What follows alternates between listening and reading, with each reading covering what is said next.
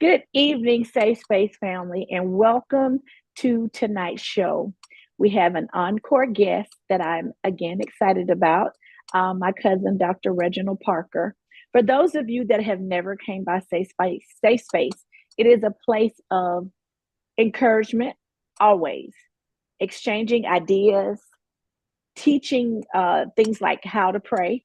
We had a show back early on at the beginning of Safe Space 3 years ago about how to petition the throne of grace.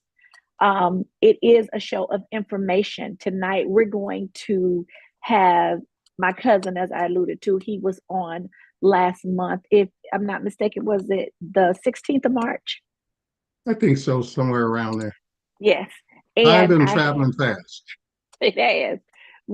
I had so many requests to bring him back because the hour was not long. He has such a plethora of knowledge about so many different subjects.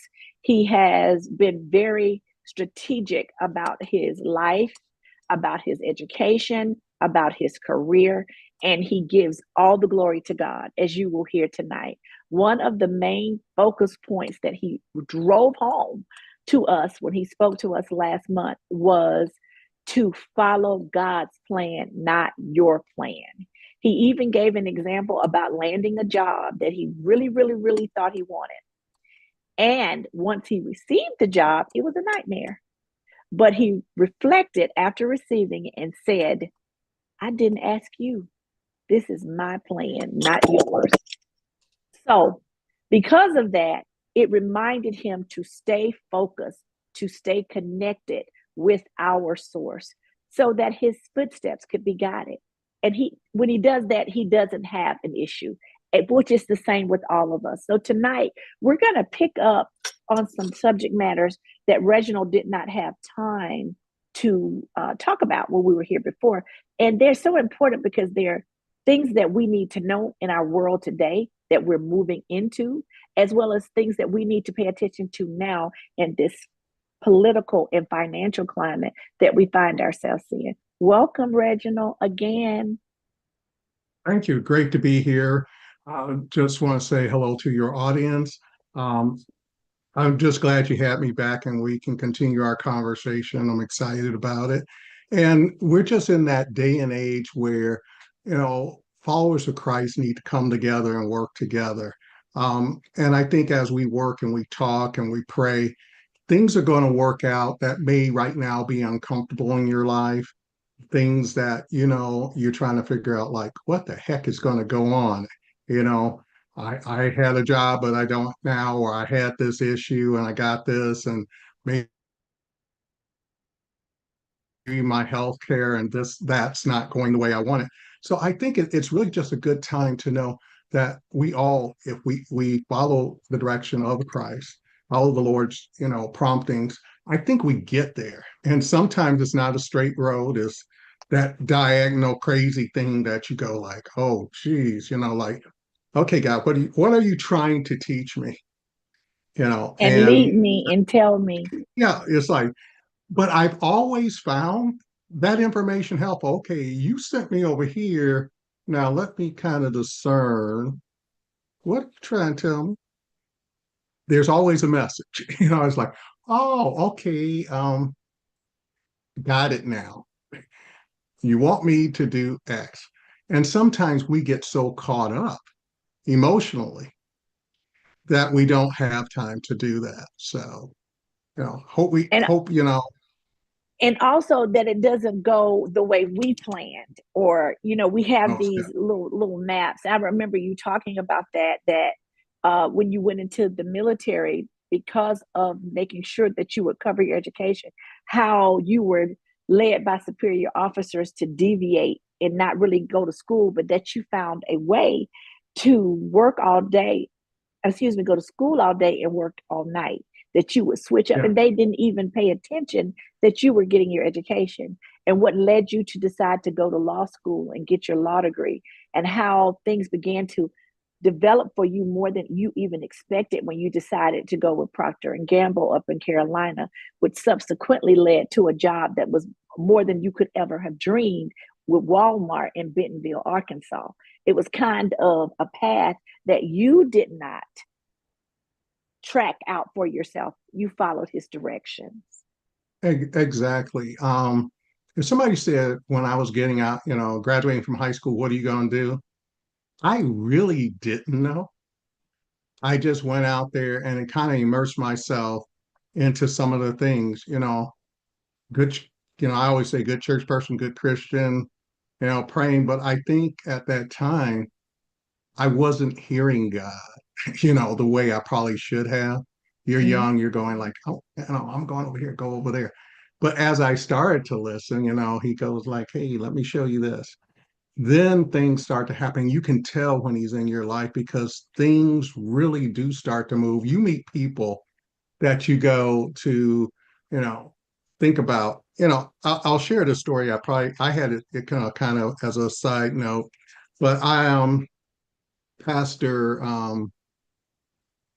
Henderson, I think out of Houston. I Keon, saw him. you you Keon. you you you cited one of his books and some of the material that you sent to me. Yeah, it was actually I saw his Palm Sunday broadcast, and one of the things he noted that he had went golfing the day before, the Saturday before Palm The Sunday, I believe. networking. Yeah, and he was paired up with somebody to go golfing, and I said, wow, you started talking about it, and he said, this person owns businesses. They're out here, I think somewhere in California and Florida. But by the end of the round of golf, there was a new friendship made, a new acquaintance. And, the guy ends up telling him, hey, next time you're in my area, look me up. Those things, I always say are God happenings because you could have been paired up with anybody, Mhm. but you see God moving that. And today, I was in the barbershop probably around the same time, March 16th or so, and I met one of the customers, and we were just chatting. He's a local businessman, and he gave me his number, and some kind of way I lost it on my desk over here with all the other piles of stuff. I attributed it was tax time, but it's like tax season was crazy. But was in the barber today, and we started talking about him. And I mean, his history here, things he's done that I didn't know, and it just told me I need to make sure that I'm reaching out to this person because God let me meet him. I didn't have to meet him in the barber shop.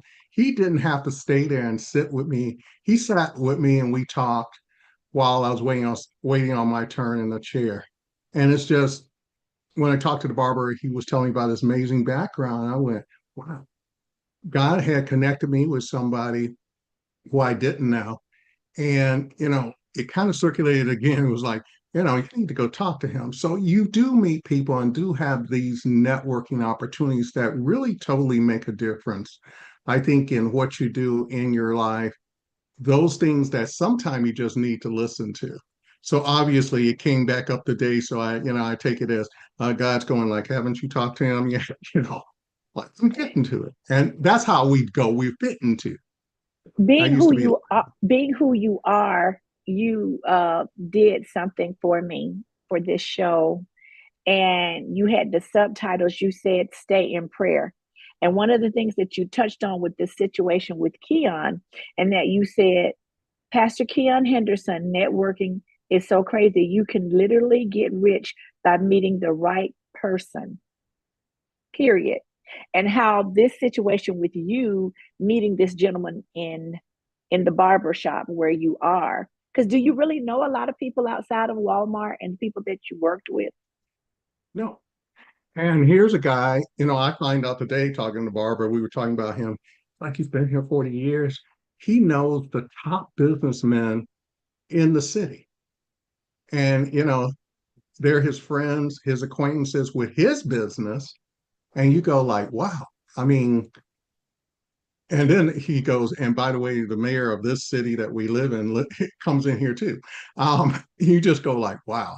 And the next thought I came, I need to have coffee with my barber. He he He goes, knows he just everyone. has those connections that when you're looking at, your next phase of life, it's sometimes not who but who other people know. And I never totally believe in networking. That was hard for me to do.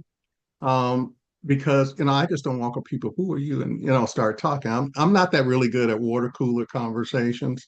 Right. At least to me, I'm not. So you meet people, and the opportunities I have both in the military, outside the military, have come through people that I was networking with, introduced to, and they say, "Hey, I know somebody who has that information you're looking for. Let me connect you." But you And you titled this always, Stay in Prayer, cousin. You titled that Stay in Prayer. So what you're saying is that these are not coincidence. These are happen meetings that God orchestrated, not happen, meetings that God orchestrated to come into your life.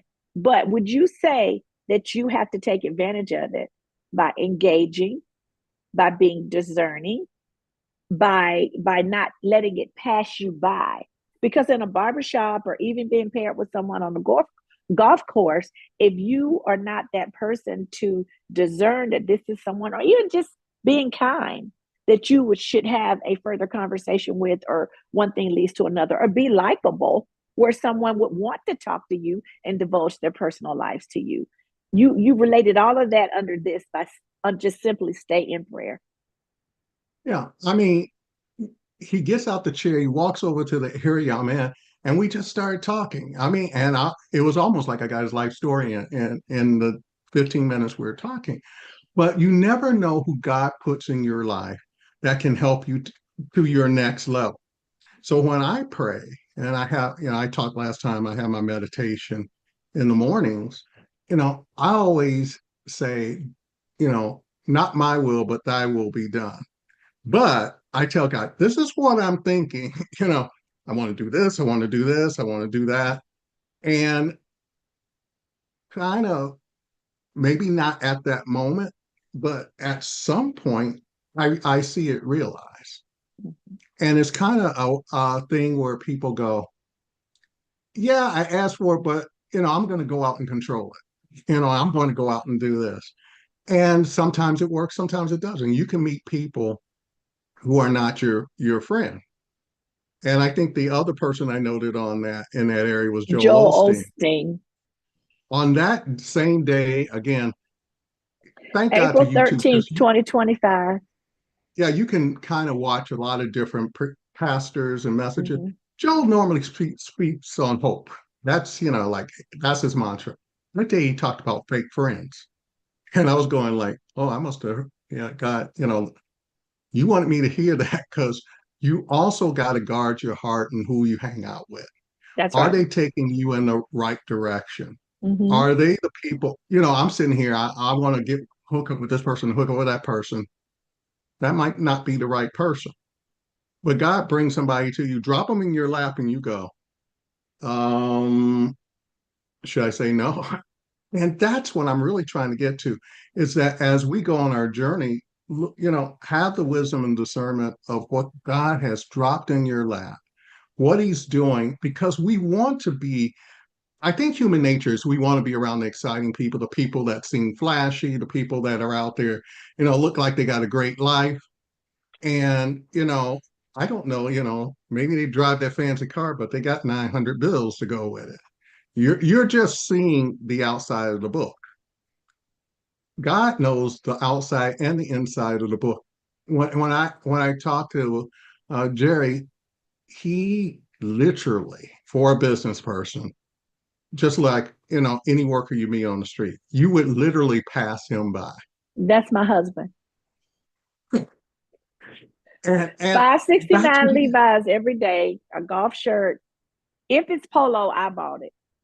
Most time, if you leave it up to him, it's Walmart.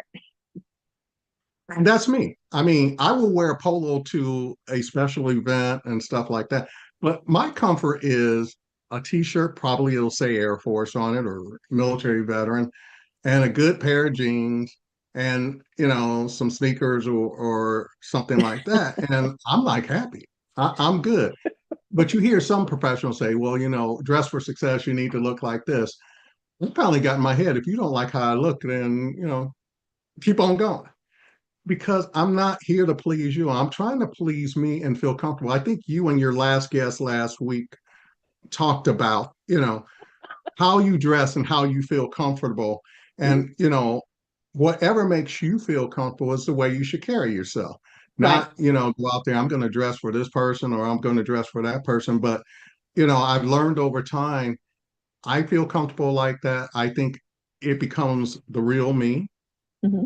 and, I can move forward. So that's how I think about it. So when I go out, I'm coming on your show. Okay, yeah, I might want to look a little bit more presentable in my And that's t-shirts, all I'm but saying. All I'm saying, it's certain environments, um, like you did tonight. You said it.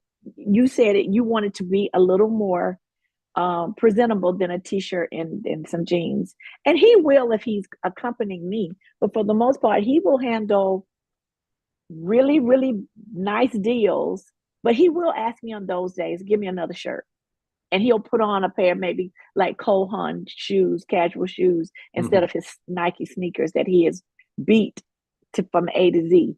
But for the most part, that is just not his thing. And I wonder if he's been that way. Well, I kind of know. We've been together 16 years. And he said that when he was younger, that he wore more clothes. He was more enamored with clothing. And I think that what's common with you and him is that you all are accomplished.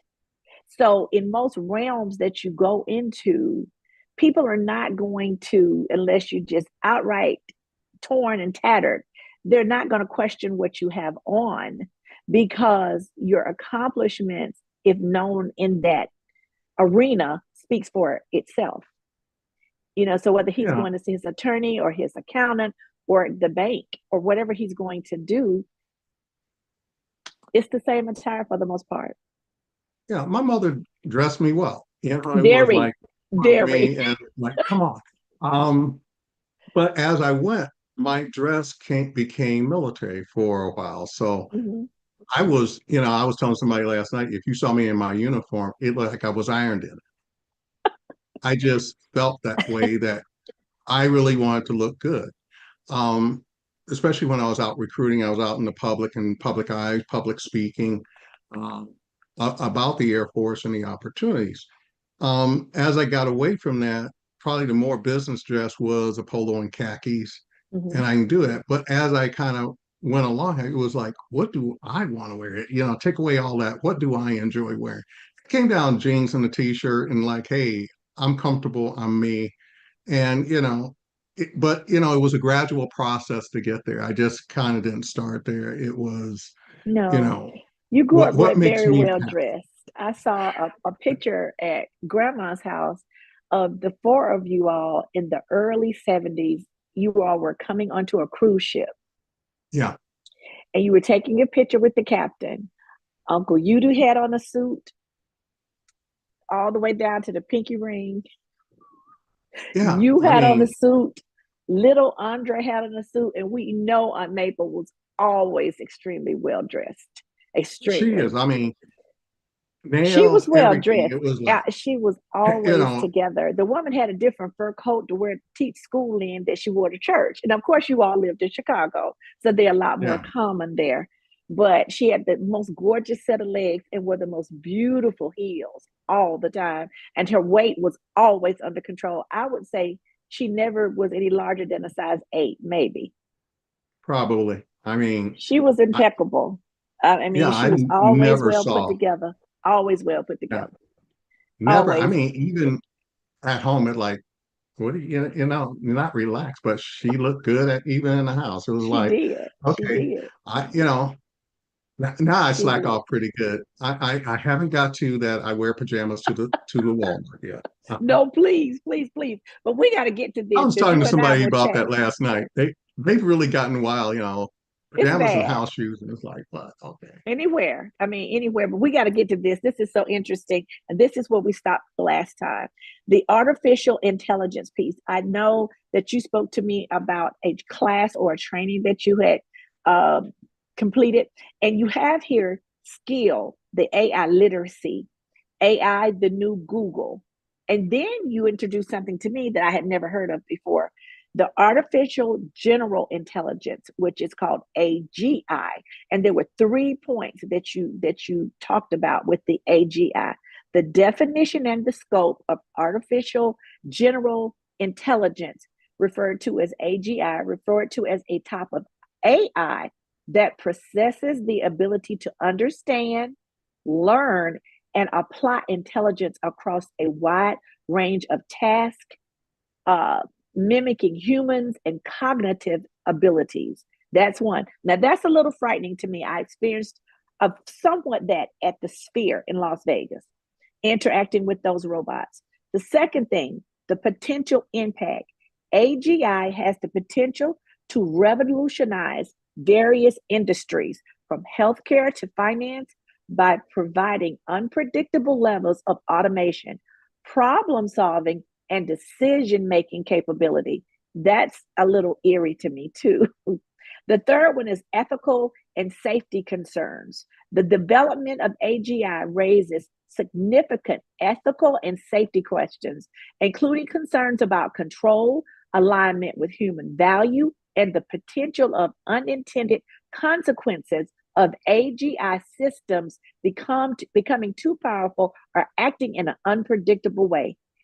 All of that is a concern for me if it falls in the wrong hands. Yeah, I mean, it can happen to other countries, but let me kind of take that apart a little bit. I was in a conference this afternoon of Black executives, and we were listening to EVP of a very large corporation today. And one of the things we got on and I questioned him about is where does AI fall and how, as leaders, do we carry people through this process?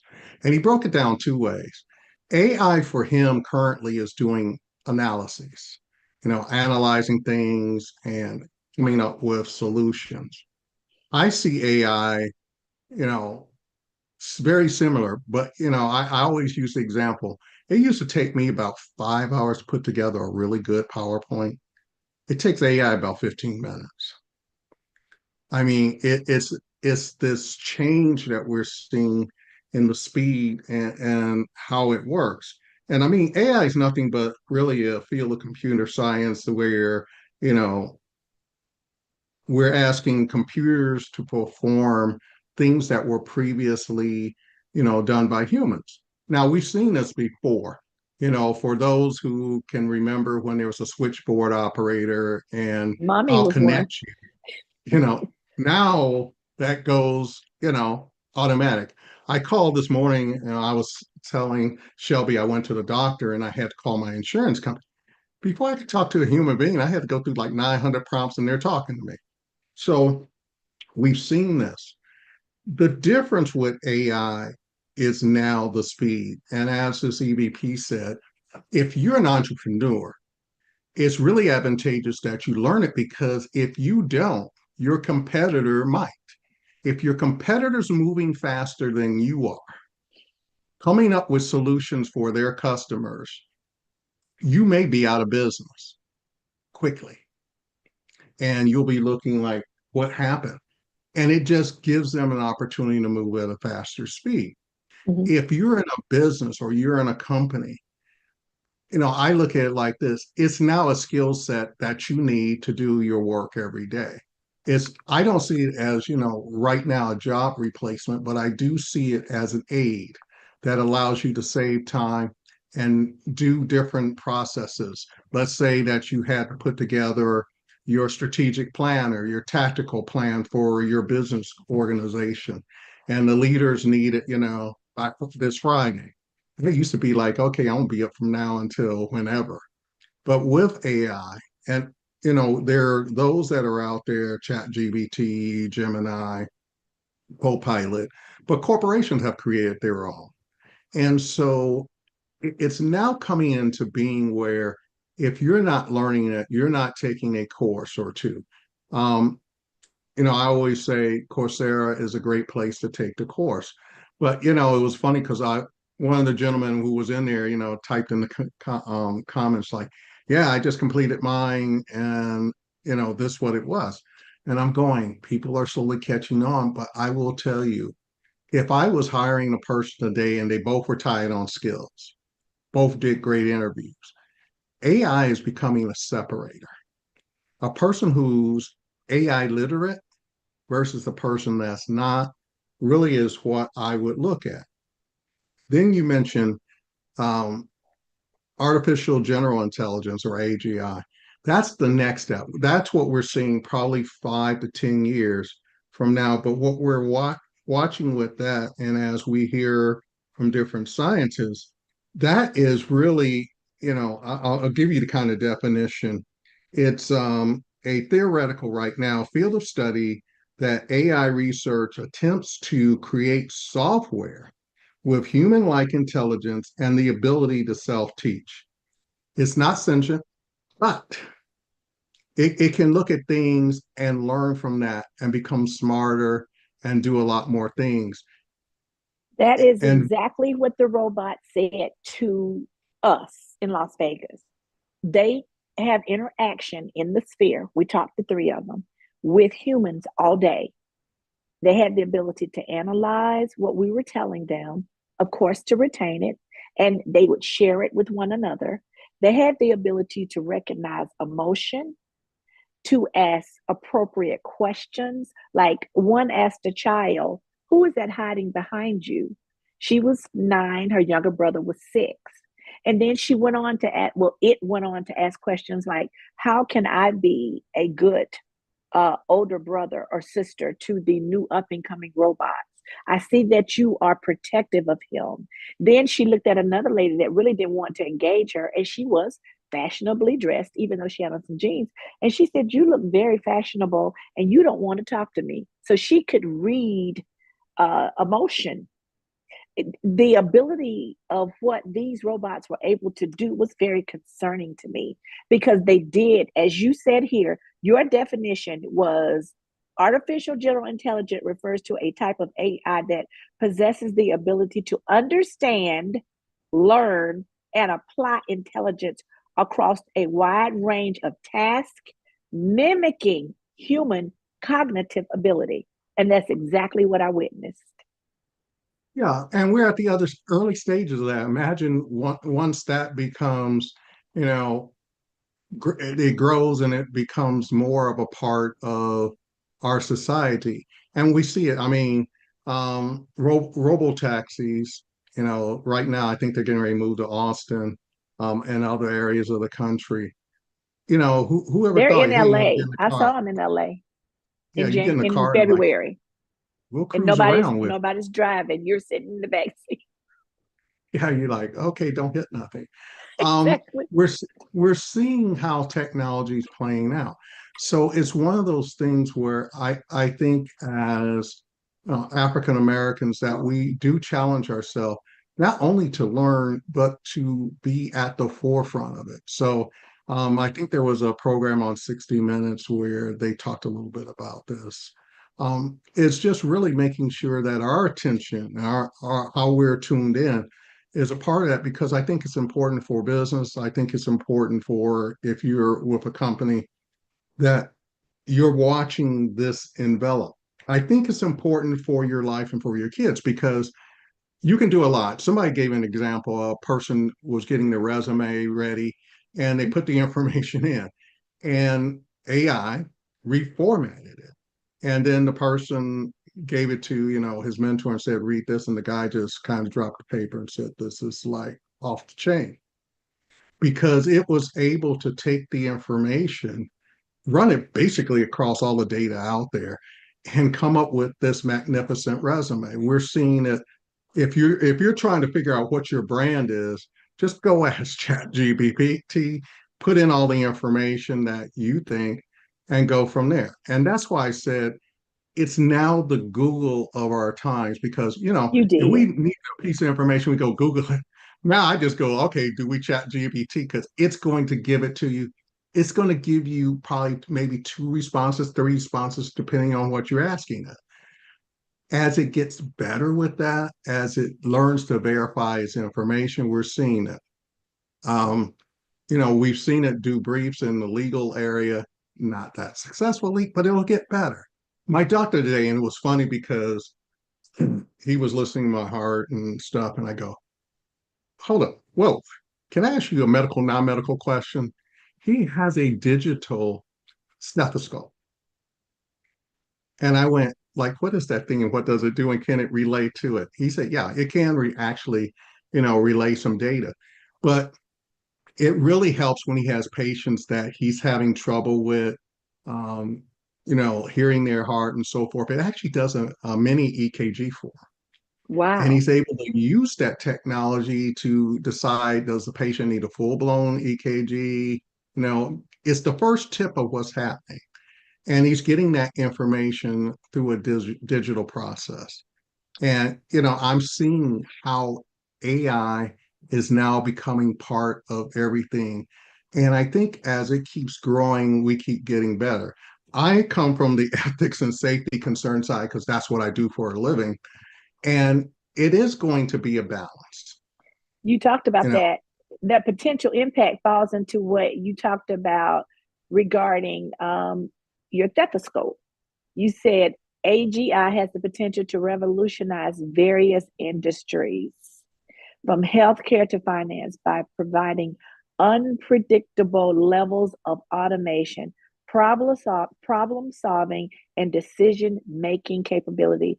I mean, just the stethoscope, like you're saying, is at the beginning, the ability, the enhanced ability that it gives the doctor to decide how to treat you. yeah. And I saw it today. We probably spent more time talking about that than my health. It's like, hey, you okay? But yeah, let's talk about this. And we talked a little bit about AI and how if you've gone to the hospital recently, I joke with them, yeah, I remember the crank beds. You just crank it up and that was it. Now the beds are almost like a rolling computer center, You're data right. center. You're right. And as you look at it, you go like, wow. Now throw that 5 years or 10 years down the road as AI becomes, a little bit more human. It's now able to learn. So, you get to the hospital, they put you in a bed, and all of a sudden your bed starts learning about you. You know, doctors going, okay, are you getting sleep in your bed? Just basically, they roll over and they do this and they do that. Is that more information helpful to the doctor? Yeah. Um, a lot of times you can go see your physician, and basically the process that they get information from you is through SOAP, subjective, objective, basically analysis in the plan. A lot of people, when they get to that objective thing, the doctor start asking a bunch of questions, and you have trouble exchanging that. Now with AI, some of that information can be gained. And I joke with him. I said, "Well, one day we're just going to go through a machine. I'll put my arms up like this, and it'll just scan me and know everything." Well, there is a scan. I mean, true enough, there is a scan. It's expensive, but I did one. if you want, yeah. Uh-huh. And it could predict what my heart health was going to be. Tony and I both did it. It gave us all types of information about where we were right then, and if these changes or that changes were or were not made, where we would be in the future. Yeah. And so when I talk to people, especially younger people who are looking at their careers, you start to talk about that and you say, this is what's coming down the path. How do you position yourself for AI? Now, if you look at AI, there are data centers out there and they use right now a ton of power. So we're going to start seeing more data centers and we're going to see more power. So right now, there's a bulk that are, in the Virginia, Maryland area. Um, but you'll start to see that. So you start to go, well, what's my career? And I think we get into this period of, I've always been told, let's go to school, get a college degree, blah, blah, blah, blah.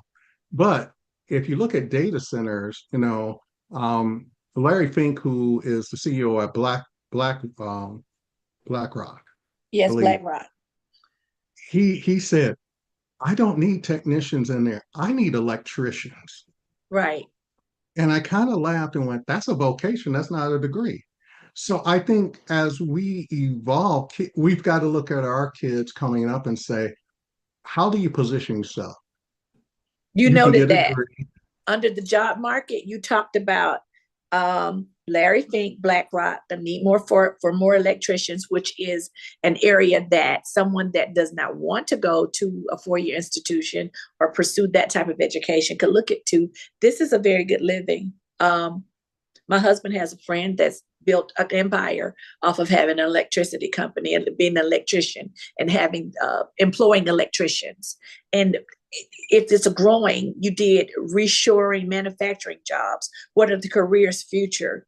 Right training and experience, which falls under what you just spoke of. You talked about government job, corporate uncertainty, all other investments, shoring up your financial markets and what you should do now in the rising in the fall, and just the overall feeling of uncertainty with our personal goals, 3 years, 5 years, that type of thing. And what I wanted you to finish up on too, we didn't quite finish ethics and safety concerns under AGI.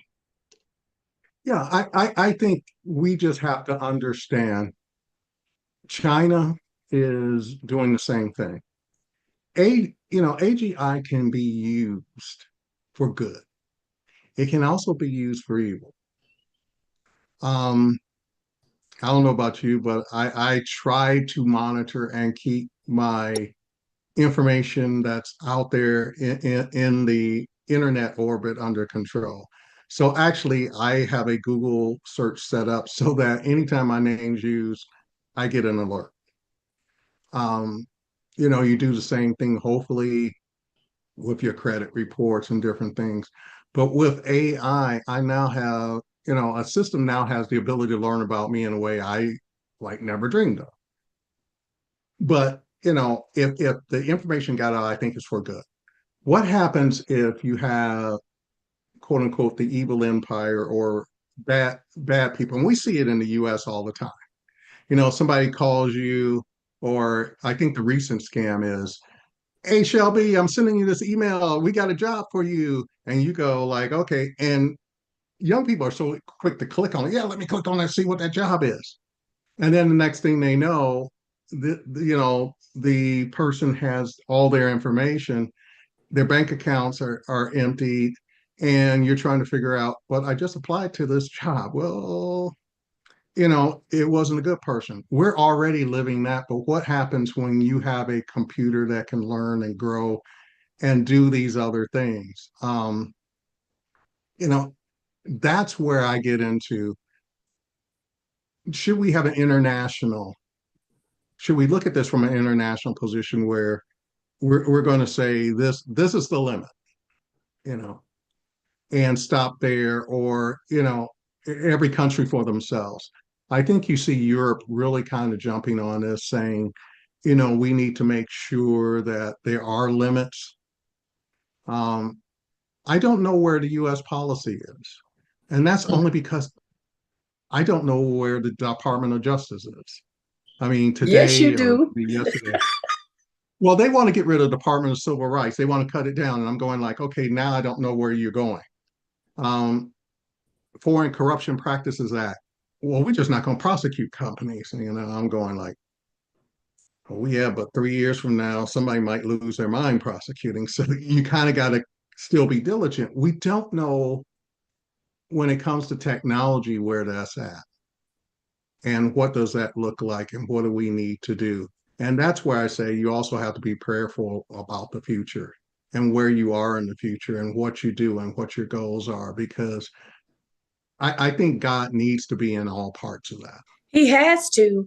And that being in the wrong hands puts us in a very compromising position. You said it so well. You said the development of AGI raises significant ethical and safety questions, including concerns about control, alignment with human values, and the potential for unintended consequences of AIG systems becomes too powerful or an act of, it could be very unpredictable in many ways. And that's very, very, very true in the wrong hands. I think that is my concern with the capability of what is even now and evolving. I received one of those job offers today. And I'm beginning to get more and more of them. I mean, you get all these unsolicited calls for all types of things, just wanting you to interact with them. And which, like you said, your bank accounts, your this, your that, and it's gone before you can even realize what you've done. Financial markets, you talked about the headlines, markets rising and falling. And you stated that this is a good time to reach out to your financial advisor. Where are you in your life journey and your money journey right now? And is it lining up? Talk to us a little bit about that. Yeah, I think with all the turmoil in the markets and stuff, you should have some alignment with your financial advisor. Now, I'm meeting with mine tomorrow. I told him, after tax season, we need to kind of sit down and understand. And I think there's two things you're trying to do. One is as you look at your portfolio with all the volatility in the markets, you need to talk with them about, what's your risk tolerance? When are you planning to retire? And kind of understand if you know that, then you don't have any anxiety when the market goes up and down like a yo-yo. And market was up today, but last week was horrible. And you start to watch that. So that's one thing. I think the other thing is to understand the environment we're in and what's happening, what are the protections, as you invest your money. It's not somebody else's money. That's your money, and that's the money you're going to need to retire on. So as you look at it, are you doing the things that are is going to have that kind of, uh, I guess, protection, that nest egg that you're truly looking for. But I also in this tell people go out to the Social Security Administration, SSA.gov, I think, yeah, .gov. And while you're out there, because Social Security takes all your information, puts it in there, and they determine what your allocation will be based on what age you retire at and all of that. Make sure that information is correct. Don't wait. If you're 39, you plan to retire in 35 years, make sure that your data information is correct. I don't think, because I heard this for a while, we're going to go out there and make a copy of that and all that. I think Social Security has done the work to secure their systems, but you should have access to your account. They used to mail this out Right. I back remember in that. the day, but now you should, know what it is, know what it looks like, know what that's going to happen, and then talk with your financial advisor. Find out where they're making your investments now. We've just seen an uproar in the markets that we don't know. And where uncertainty comes is if investors have no clue what's going to happen tomorrow, they don't know how to handle your money. But think when we throw, you know, AI into the picture, especially AGI into the picture, what's going to happen further down the road if you're one of those people who are retiring 15 years from now? My heart goes out for those people who plan to retire this summer and the markets are like going crazy, because that will change your plans real quick. You'd be going like, yeah, I expected this amount of money. I could go to Puerto Rico or travel and I'm going to get this amount. But, that's why I put it on there, because I think as we live through, again, this period of uncertainty, that you need to really, have your own family strategic plan. What are you doing for your family? What are you doing for your own personal goals and objectives within your job? Where is your job going, in the future as we look at AI? Where's your company going? You kind of need to master those things and say, here's where all that's happening. And I know we're just touching on a little bit of it, but I'll share with your audience tomorrow night. Black Enterprise is doing the economic outlook for African Americans. And that program begins at 8 p.m. Eastern. It's on blackenterprise.com, YouTube, Facebook, X, and LinkedIn. But I think it's going to be an excellent program. Some of the guests will be John Hope Bryant, Andre Perry he's a fellow at the Brookings, I guess, Institute, and Pepper Miller, who's president of Hunter Miller. I think these type of events you need to get engaged in to understand what's going on. They're going to talk about jobs, finances, and I think go a little bit deeper than we are right now. But those we're in that economic period where uncertainty clouds, uncertainty, as we've seen. If you're a federal worker, you're going like, what's happening, with my job? Where is it? So it's one of those things where I just see this period is being prayerful, letting God know what you want to do because he can open doors that no other man can open and give you those opportunities. And make sure you're doing it during this time so that, you can kind of, I call it slip and slide, around all the obstacles that are out there. And so the noise you're hearing, you go, nah, that don't pertain to me. God's got me. And, move forward and really, really think about, what you're doing, what you want to do. Who do I need to kind of connect with and start talking to them? Because sometimes, as we talked earlier, that person walks into your life, you don't even know it. That's right. That's right. One of the things, and I'm gonna try, or we'll be doing a third show. The only thing that we have not touched on was the feeling of uncertainty. I mentioned it, but you have personal goals planned, 3 to 5 years, perspective. You look around at your board of directors, your 5 people that you're around, those people that really you spend time with and pour into your life and you consult with. Large ticket item planning, delayed gratification, and if you need to, working on your credit score. Give us about 5 minutes of that. And I have one thing that I found that I wanted to talk to you about, that Bill Gates and Oprah did an interview about, pertaining to AI. I got that recorded. I need to catch up and watch that. But no, we talked a little bit about personal goals last time and We having your did. plan and what you want to do. I went over mine for the quarter and I made some minor changes because of, the economy where everything's going. And I'm saying, okay, I want to do this. But I shared that with my personal board of directors. And one of them came out and said, be careful because of politics, what you Mm-hmm. say, where you go. You're a good person, but somebody might take it another way. And so it had me, step back when I started looking at, what I want to do 3 to 5 years from now and look at that. Um, and that's where your board comes in and gives you those hard truths that you don't want to hear. And you go, so, and they go, no, here's the, 2, 3 reasons why. I think large ticket items. So, you know, people go out and we still have impulsing buy. Walmart will get you a credit card, buy now, pay later. Um, and I always talk about delayed gratification because I had to teach myself that about 20, I want to say, actually, it was earlier than that, about 2004, 2005. I was sitting in my apartment in Dayton and I got my Macy's bill, opened it up and looked at the interest charge on it. I go like, wait a minute, this was on sale 25% off, but the interest is 25%. Tore up those cards, got rid of them. And I learned to start learning delayed gratification. If I need something or I need a shirt or sweater, an appliance or whatever, I actually have a list for that. And I know different times of year. So um, if I wanted to get a television or a stove, I mean, you can go out there and search again, you can search AI now, and it'll tell you the time of year when stores and things have those sales and when they're going to go on sales. And some of them now, because it's so competitive in the marketplace, you can see that. But delayed gratification helps you manage your money better. And it then runs into building your credit score.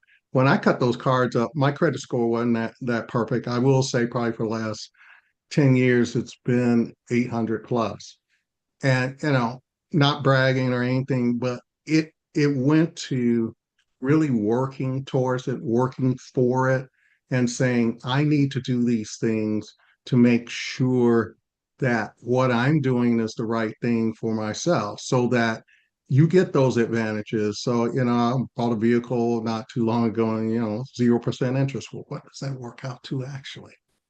That's 5, 6, $7,000 I'm not paying. Mm-hmm. So you get in those programs you see advertised on TV when it's 2.5% interest. But I was just kind of led to you gotta, take those actions. You gotta, particularly in this time of uncertainty, be careful not to be lured. Right now, companies are out there, they're trying to develop their plans. They really are. But they're going to sell. Their job is to sell to you. Mm-hmm. And they're going to do that with every ounce of advertising. And now that you can do it online, Amazon, has a way. Don't You talk got the about third party. You pick up, if I think about something, oh, I forgot this. I pick up it's laying on the front door. It And is. I think even from the things that I use in my home to whatever, I think if it was not so easy, that maybe a few of those things would not get purchased. Right. I I mean, would improvise or do without it. But when I get home, it's right there. And with being here in a metro area and you have distribution centers within 10 minutes of you, I have literally woken up in the middle of the night, and I think it was something medicinal over the counter. Might have had a sore throat or whatever. I woke up, looked at it, 3 o'clock, 4 o'clock in the morning, 7:30, it was at my door. yeah.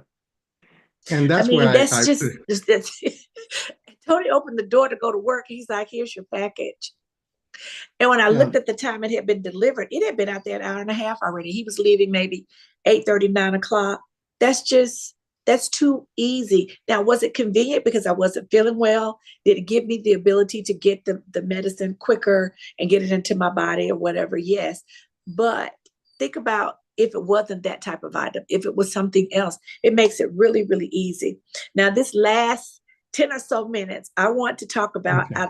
I don't know if this is something, I'm sure you have heard about it or may have some additional information about it. Bill Gates made this statement on an interview that he was doing with Oprah regarding AI. He said, most of the time working on AI is spent for me thinking about how I can help the world's poorest people. And he went into Drakkar, Senegal, Hmm. and went into looking at how he could formulate AI to be used for the impoverished population there. Do you know anything about that, or did you hear anything about it? I ran across it because, as I told you, I've been kind of busy with some other things, but I ran across it and I was like, this is so interesting. Looking at some things to talk to you about. Yeah, I mean, I haven't heard that. I'm going to go back and look at that video, but Okay. I see a lot of uh, billionaire entrepreneurs that are looking at AI, and they're looking at various ways. I believe, if I'm not wrong, ChatGPT started out as an open what's the word I'm looking for? Open program where anybody could use it. And I think when you have open AI, I think the purpose of it was so that everybody would have access, and I think that's good. Um, ChatGPT is part of OpenAI, but I think this was introduced, and I want to say Elon Musk had something to do it, but he was part of that company. And when you start looking at it, and Altman, Greg Brockman, it was something that I think when they looked at it and they wanted to make sure that that program, that structure was available to anybody, was to do stuff like that. And I think it can be used for good. I just think people have to think through the process of it. Yes, they can make money, but it's actually going through and saying, within this country, what are the issues? Is it water? Is it food? And how does this technology help us better understand to process and provide that at speed? And I heard someone today talk about AI in the field of medicine, that they've been able to use it to break down, and I'm not sure what he called it. I just caught a clip of it, like the the atoms and things, how our body is made and stuff a part of it. And from that information, they're able to start to look at how can we make better medicines faster. Normally research for medicine starts with a molecule and takes 10 years to get to the final product. Mm-hmm. This gentleman was talking about um, how they can get to the final product in months as opposed to years. Wow. And when you think about the pandemic, how they actually came out with a vaccine so quickly. Some of that work had already been done. Now you take, a disease, and you think about Alzheimer's or something like that. can we use technology to, better our health? And that's when you look at African countries. Generally, they have minerals or whatever. But, I think when you utilize AI in a country like that, and you're not looking at the profit side, but you're looking at improving life, you can use the technology to improve things for the good. You're right. And it is a very different perspective and approach to look at things in the spirit of truly trying to help someone, opposed to making money being your first priority. Let that be a byproduct, because my first lady and I talk about this all the time. Doing things and not thinking it all the way through to the end.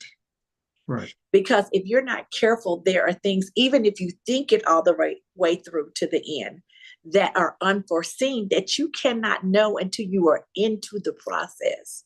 So if you are not careful or pay attention or make it a priority to think things all the way through to the end for those things that you are aware of, you can really get in trouble. And in some instances, in underprivileged areas, whether it's water, food, clean water, whatever it is that they may have lack of, you can really make their situations worse in your act of trying to do something better.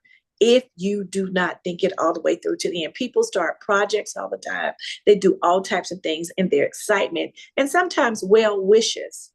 But if you are not careful to walk that thing out through the process, through the best of your ability, through the research and the knowledge that you have available to you on the front side, you can really get into trouble, because inevitably, as you just said, you looked at your plan for the quarter and you had to make some tweaks.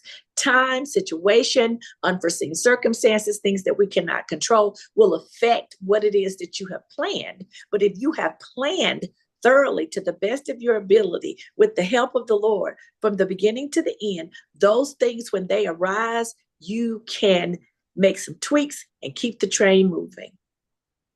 Exactly. You don't know what you don't know. So No. when you're going through a project, you're looking at that. But, I've heard some people that say education is the best thing you have.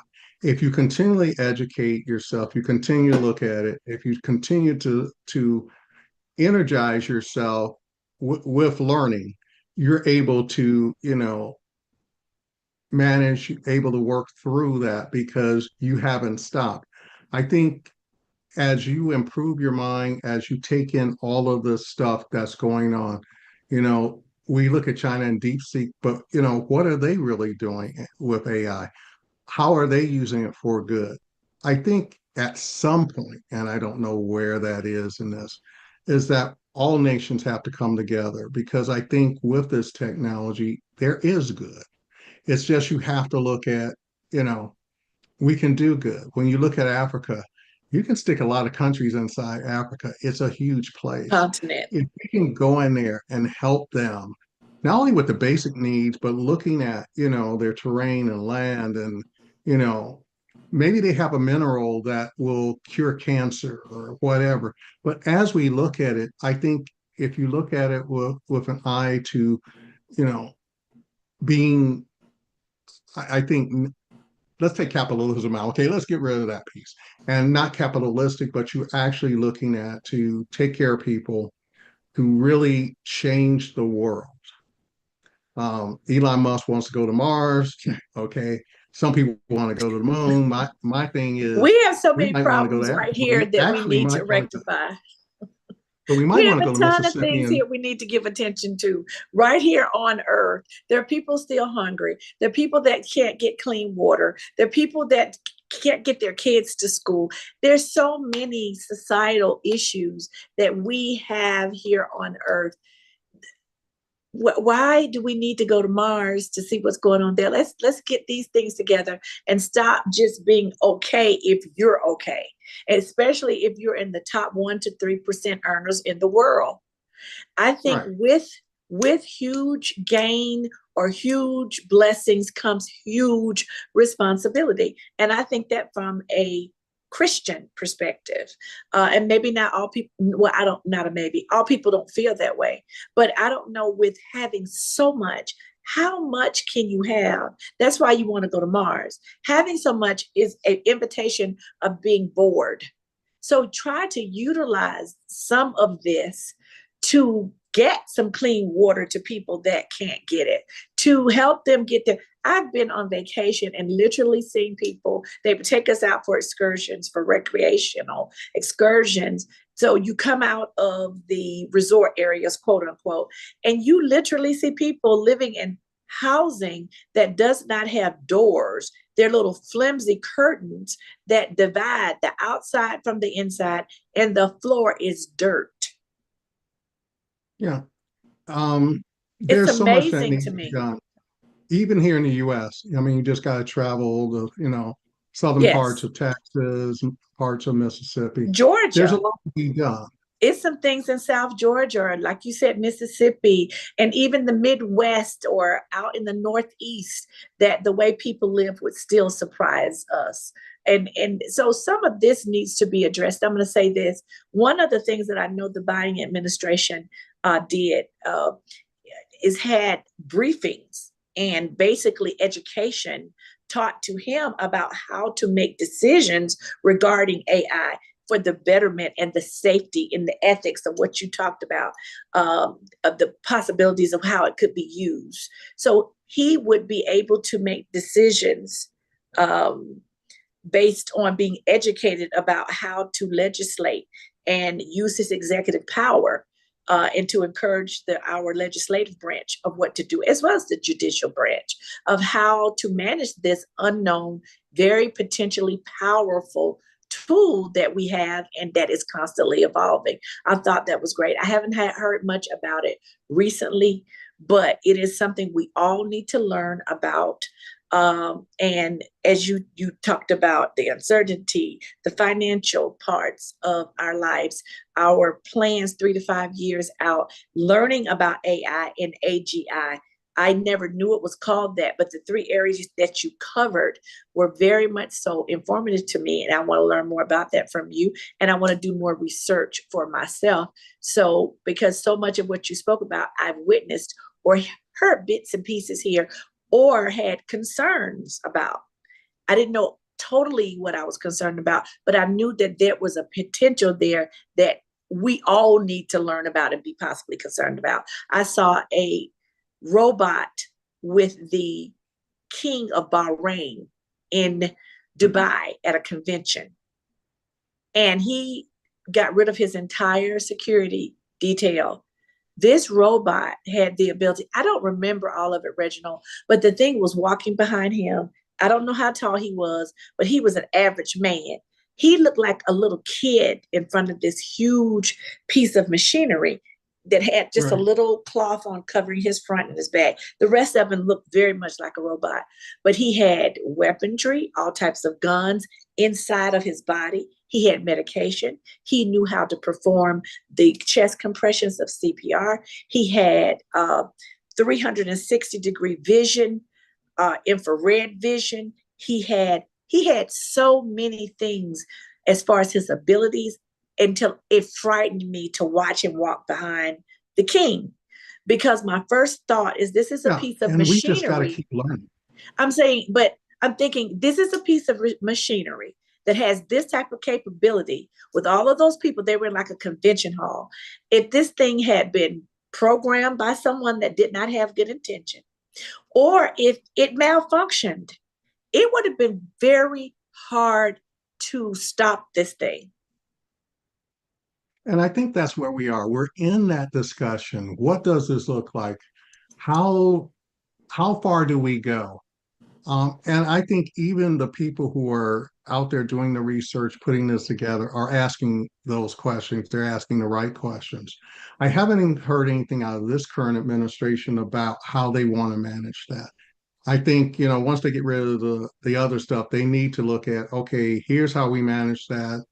And, right now, I think there's more into the mechanics of it, the chips and all that. And we'll sit there and try to make money off of that and talk about that, but really talking about the ethical parts of it. And that's going to, in the next 5 years, that's a uh, definite question. And I think, governments of the world, we come together around war and nuclear weapons. I think there's another process that's very similar to a nuclear weapon, I agree. I agree. But and you got to have that.